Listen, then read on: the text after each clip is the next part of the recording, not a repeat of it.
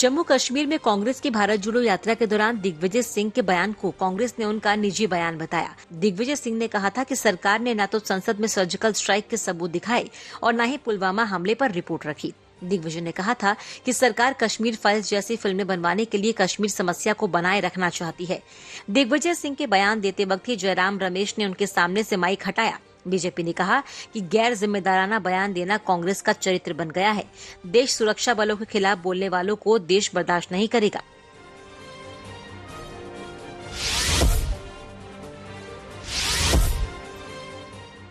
आज नेताजी सुभाष चंद्र बोस की 126वीं जयंती मनाई गई। इस मौके पर प्रधानमंत्री नरेंद्र मोदी ने अंडमान के 21 द्वीपों का नाम भारत के परमवीर चक्र विजेता शहीदों के नाम पर रखा। पीएम मोदी ने कहा कि नेताजी को बुलाने की कोशिश की गई थी। इस मौके पर राष्ट्रीय स्वयंसेवक संघ प्रमुख मोहन भागवत ने पश्चिम बंगाल में कहा कि सुभाष चंद्र बोस के अधूरे काम अब संघ पूरा कर रहा है।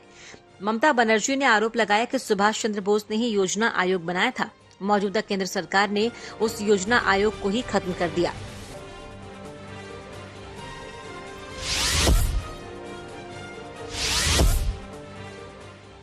बागेश्वर धाम के महंत धीरेन्द्र शास्त्री के मंच पर सुल्ताना नाम की महिला का धर्म बदलकर शुभी नाम रखा गया। उस महिला ने मंच से ही जय श्री राम के नारे भी लगाए। धीरेन्द्र शास्त्री ने कहा कि वो भारत को हिंदू राष्ट्र बनाएंगे। इस बीच बीजेपी नेता कपिल मिश्रा ने कहा कि लव जिहाद के खिलाफ आवाज उठाने के कारण धीरेन्द्र शास्त्री पर निशाना साधा जा रहा है। धीरेन्द्र शास्त्री के चमत्कार को चुनौती देने वाले अंधश्रद्धा निर्मूलन समिति के श्याम मानव को धमकियों के बाद पुलिस सुरक्षा बढ़ा दी गई।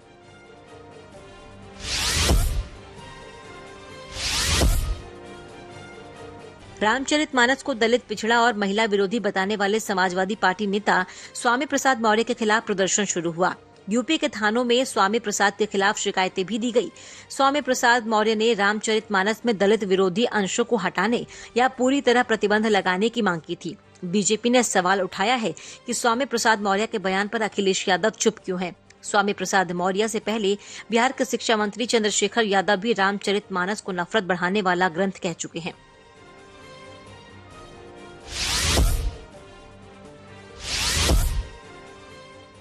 भारतीय कुश्ती संघ में महिला खिलाड़ियों के यौन शोषण के मामले में सरकार ने 5 सदस्यों वाली कमेटी की घोषणा की।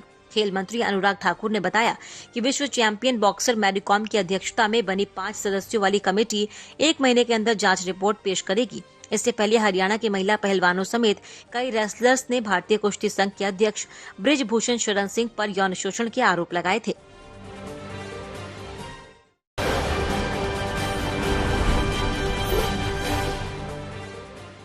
उत्तराखंड के चमोली जिले में बद्रीनाथ नेशनल हाईवे पर 1 से 2 मीटर चौड़ी दरारें आ गई। उत्तराखंड के पर्यटन मंत्री सतपाल महाराज ने बताया कि जमीन धंसाव और भूस्खलन के बाद हालात पर सरकार की नजर है। जोशीमठ में जमीन धंसने से प्रभावित हुए लोगों के लिए चमोली के ढाक गांव में शेल्टर बनाया जा रहा है। आपदा प्रबंधन विभाग के सचिव ने बताया कि 6 जनवरी को 540 लीटर प्रति मिनट पानी निकल रहा था, जो अब घटकर 180 लीटर प्रति मिनट रह गया।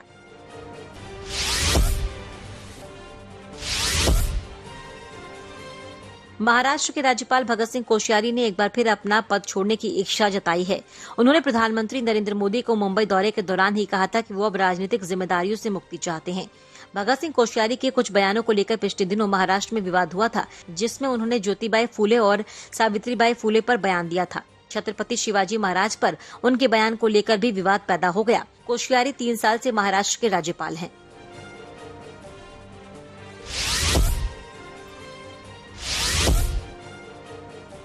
आज शिवसेना के संस्थापक बाला साहेब ठाकरे की 97वीं जयंती है। इस मौके पर पीएम मोदी ने लिखा कि बाला साहेब ठाकरे को उनकी जयंती पर याद कर रहा हूं। मैं हमेशा उनके साथ अपनी यादों को संजोकर रखूंगा। समृद्ध ज्ञान और हाजिर जवाबी के मामले में वो धनी थे। उन्होंने अपना जीवन लोक कल्याण के लिए समर्पित कर दिया। बाला साहेब ठाकरे का जन्म 23 जनवरी 1926 को हुआ था। उन्होंने 1966 में शिवसेना की स्थापना की थी। बाला साहेब की मृत्यु के बाद उनके पुत्र उद्धव ठाकरे पार्टी की कमान संभाल रहे हैं।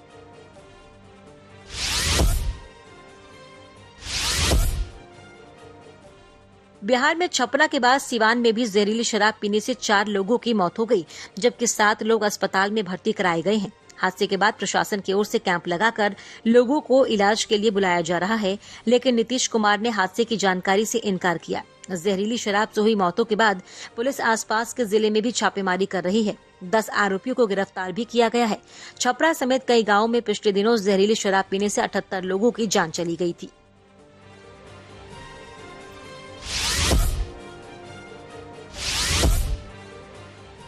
चीन ने अफगानिस्तान में शासन कर रहे तालिबान के साथ एक बड़े समझौते का खुलासा हुआ है। चीन की कंपनी अब अफगानिस्तान के उत्तरी इलाके के अमू दरिया बेसिन से तेल और गैस निकालेगी। 5 जनवरी को हुए इस सौदे में तालिबान शुरू में 20% का साझेदार होगा। तालिबान सरकार के प्रवक्ता जबीउल्लाह मुजाहिद ने ट्वीट किया कि चीन की कंपनी अफगानिस्तान में 1 साल के अंदर $15 करोड़ और अगले 3 साल में $54 करोड़ का निवेश करेगी। विशेषज्ञों ने चिंता जताई है कि चीन की नजर अफगानिस्तान के रेयर अर्थ मेटल्स के भंडार पर है।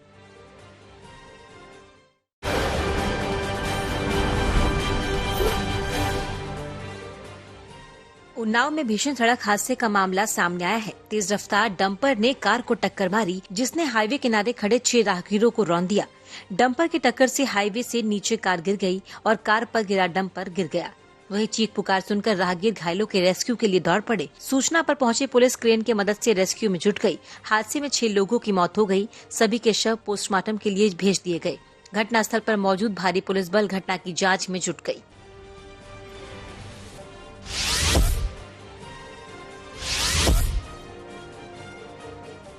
बहादुरगढ़ में बदमाश ने युवक की गोली मारकर हत्या कर दी। हत्या करने के बाद आरोपी मृतक के शव को उसी की गाड़ी में उसके दोस्त के साथ अगवा कर ले जा रहे थे। तभी स्पीड ब्रेकर पर गाड़ी की स्पीड कम होने का फायदा उठाकर मृतक का दोस्त गाड़ी से कूदकर भाग गया, जिसके बाद आरोपी कुछ दूरी पर जाकर गाड़ी को छोड़कर फरार हो गए।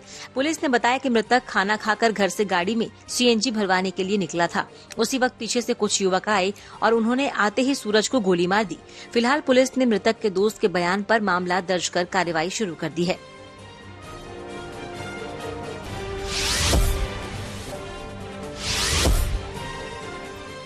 हुगली में एक शैतान पिता की हैवानियत की दर्दनाक कहानी सामने आई। आरोपी पिता ने अपनी 17 साल की बेटी के साथ दुष्कर्म की घटना को अंजाम दिया।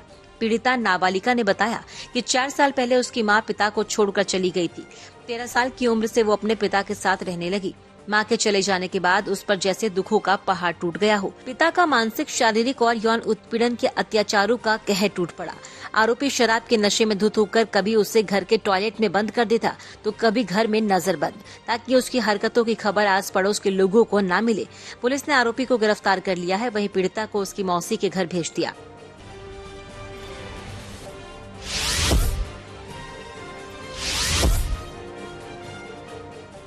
महोबा में सुनसान इलाके में 22 साल के युवक का शव पेड़ पर लटका मिला। परिवार ने हत्या कर शव लटकाए जाने की आशंका जाहिर की है। दरअसल मृतक की एक लड़की से इंस्टाग्राम पर दोस्ती हो गई थी और ये दोस्ती प्रेम प्रसंग में बदल गई। मृतक की मां और परिवार के लोग बताते हैं कि इंस्टाग्राम में दोस्ती होने पर दोनों आपस में फोन पर बात भी करने लगे और 2 दिन पहले लड़की ने मृतक को मिलने के लिए बुलाया था। तभी से परिवार के लोग उसकी तलाश कर रहे हैं। परिवार का आरोप है कि प्रेम प्रसंग के चलते दीपक की हत्या की गई। आरोप है कि लड़की और उसके भाइयों ने दीपक की हत्या कर शव को पेड़ से लटका दिया। वहीं आरोपी लड़की दूसरे संप्रदाय की है।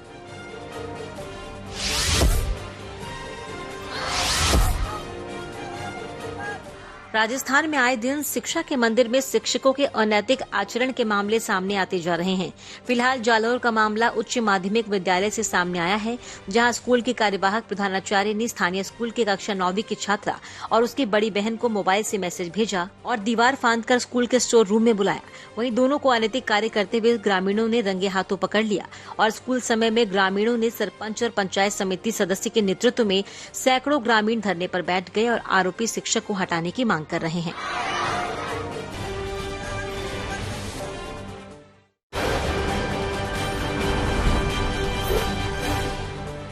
उत्तर प्रदेश के बहराइच में योगासन book of world record council द्वारा आयोजित G20 योगासन रिकॉर्ड 2023 कार्यक्रम में एक 8 वर्षीय दिव्यांग बालक ने 44.1 मिनट तक लगातार शीर्षासन कर नया कीर्तिमान रच दिया। बहराइच मुख्यालय स्थित केडीसी सभागार में भारी तादाद में मौजूद बेसिक शिक्षा विभाग के स्कूली बच्चों के बीच जब पैरों से 40% से अधिक विकलांग दिव्यांश शुक्ला, जिसके दोनों पैर आगे के बजाय पीछे की ओर मुड़े हैं, उस बच्चे ने इतने लंबे समय तक सिर के बल खड़े रहने का रिकॉर्ड बनाया तो सभागार में मौजूद सभी ने दांतों तले उंगली दबा ली। इस बच्चे के इस कीर्तिमान को लेकर उत्साहित बहराइच के जिलाधिकारी डॉक्टर दिनेश चंद्र सिंह ने बताया कि बहराइच के दिव्यांग बच्चे ने दिव्यांगता को परास्त करने का सुनहरा अवसर दिया। आज पीएम मोदी और सीएम योगी के हर घर में योग पहुंचाने के उनके अभियान को बहराइच में सफलता मिलती दिखाई पड़ रही है।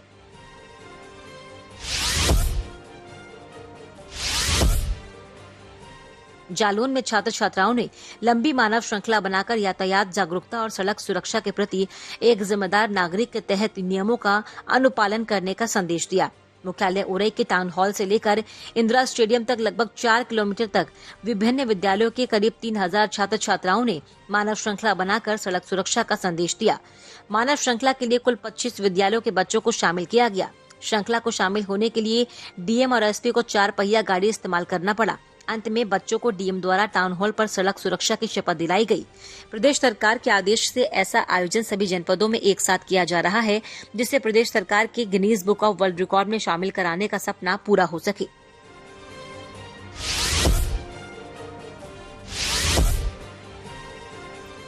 करनाल में किसानों को आलू का हाई क्वालिटी का बीज उपलब्ध हो और खुद बीज बनाकर न केवल आमदनी बढ़ा सकते हैं, बल्कि प्रदेश के अन्य किसानों को भी हाई क्वालिटी का बीज उपलब्ध करवाने में मददगार बन सकते हैं। इस काम को करने के लिए आलू प्रौद्योगिकी केंद्र शामगढ़ के वैज्ञानिक गंभीरता से काम कर रहे हैं।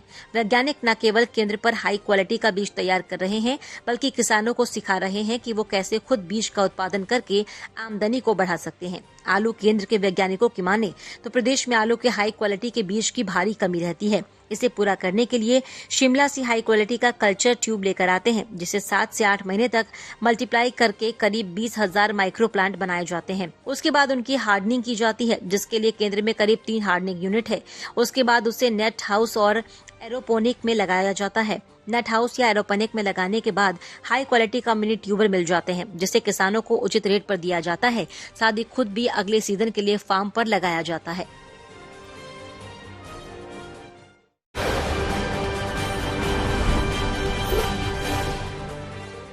यूरोपियन यूनियन ने यूक्रेन को सैन्य मदद देने को लेकर अहम बैठक की। यूक्रेन के विदेश मंत्री दमित्रो क्युलेबा ने भी ब्रसेल्स में हुई इस बैठक में वर्चुअली हिस्सा लिया। क्युलेबा ने जर्मनी से लेपर्ड 2 टैंकों को यूक्रेन भेजने की दोबारा अपील की।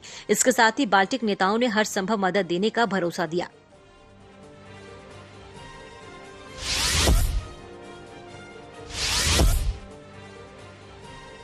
युद्ध के बीच रूस ने एक बार फिर यूक्रेन को चेतावनी दी है। रूस ने कहा कि अगर यूरोपीय टैंक यूक्रेन आए तो इन्हें इसका भारी खामियाजा भुगतना पड़ेगा। दरअसल पोलैंड के पीएम यूक्रेन में जर्मन लेपर्ड टैंक को भेजने की इच्छा जता चुके हैं। यूरोपीय यूनियन के देशों के बीच मुख्य टैंकों को भेजने पर विचार चल रहा है।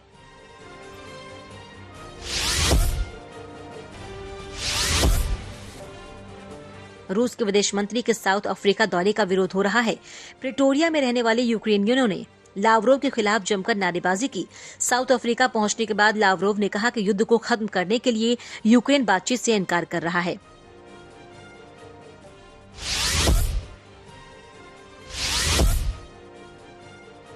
रूस ने पड़ोसी देश एस्टोनिया के राजदूत को निकाल दिया है। उन्हें 7 फरवरी तक मॉस्को छोड़ने का आदेश दिया गया।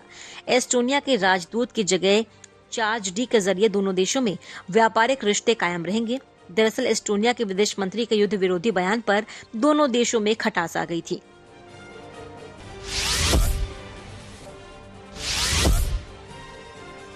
अमेरिकी राज्य कैलिफोर्निया में लूनर न्यू ईयर के जश्न के बीच भीड़ पर हुई गोलीबारी पर राष्ट्रपति जो बाइडेन ने व्हाइट हाउस और सरकारी भवनों के झंडों को झुकाने का आदेश दिया। लॉस एंजलिस में अंधाधुंध फायरिंग में 10 लोगों की मौत हुई थी।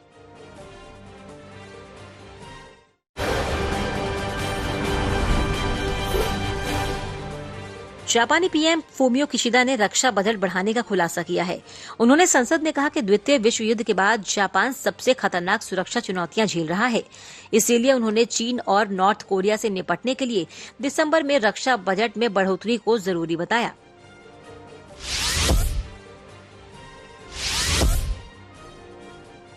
इजरायली पीएम बेंजामिन नेतन्याहू मानहानि मामले में गवाही देने कोर्ट पहुंचे। नेतन्याहू ने सभी आरोपों से इनकार कर दिया। नेतन्याहू के करीबी और पूर्व अटॉर्नी ने उनके खिलाफ मानहानि का केस दर्ज किया।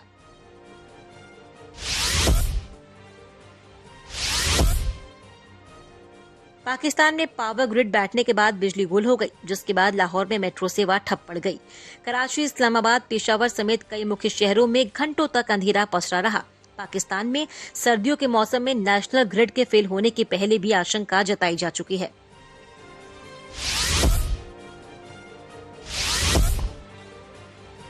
ऑस्ट्रेलियन ओपन के 5वीं वरीयता के खिलाड़ी आंद्रे रूबलेव को शानदार जीत मिली।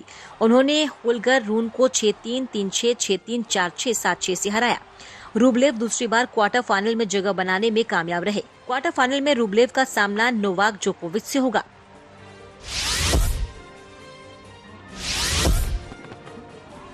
चीन में लूनर न्यू ईयर की धूम देखी जा रही है। इस मौके पर पूर्व चीन में जगह जगह पर भव्य आतिशबाजी हुई। जियांगशू में मशहूर जिंजी लेक में रंग बिरंगे फाउंटेन ने लोगों का मन मोह लिया। जियांगशू में लूनर न्यू ईयर के मौके पर 60,000 से ज्यादा विदेशी सैलानी घूमने आए।